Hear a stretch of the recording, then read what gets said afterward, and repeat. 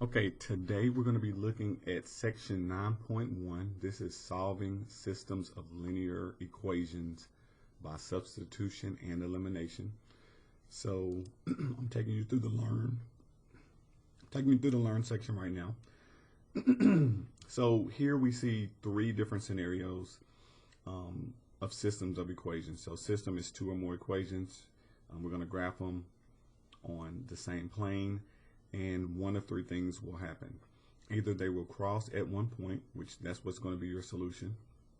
They will be parallel, not cross, so you will get no solution, or they will be the same line. So right now it's just one line showing, but just imagine two lines being the same exact equation stacked on top of each other.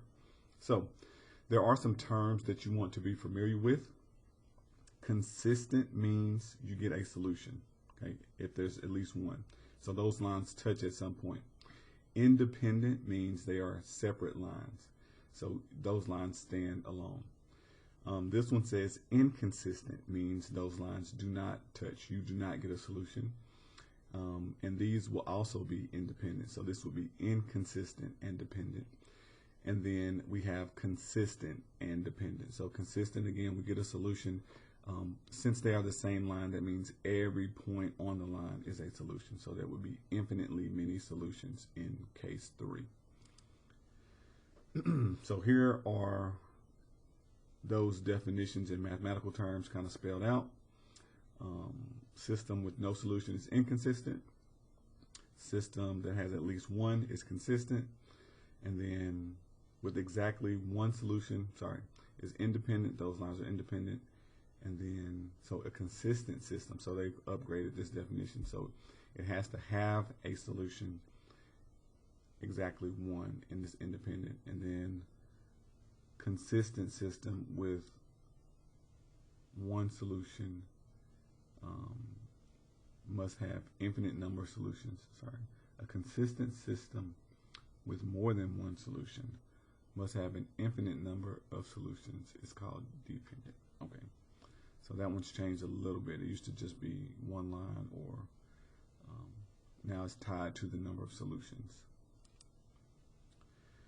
Here are some examples. So I will be explaining how to solve these, but you can kind of look through the examples here provided and find the solutions.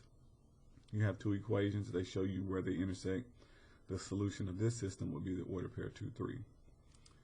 Sometimes you won't have a graph, you just have equations, and I will show you how to solve it using the equations, but again, you have some examples here. When those equations are the same line, they typically solve for either x or y, and they do an ordered pair. So in here they've solved for y. So y is equal to this, and x is just going to be itself. So they give you kind of like x can be any number, but once you figure out x, you plug it in and you'll get a y value. And then this means x can be any real number. So this means infinitely many solutions. This is how they will set it up when you have more than one solution. This example, they've solved for x equals this equation and y is itself. So we'll see those as well. So elimination, now they say the addition method, which again, I will solve these for you when we flip over and start doing video examples, but you have, again, some provided here. You can do this with the calculator as well.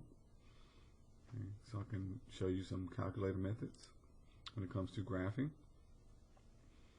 And then it's possible to do systems of equations with 3 equations. You have an x-axis, a y-axis, and then you have a vertical height. So you got length, width, and then height, so depth,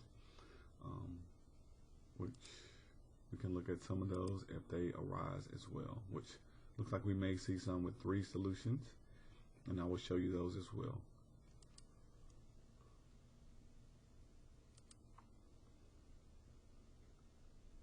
And then they have some applications of those. Okay, so with that, we're going to go ahead and jump over to Certify and start working some problems.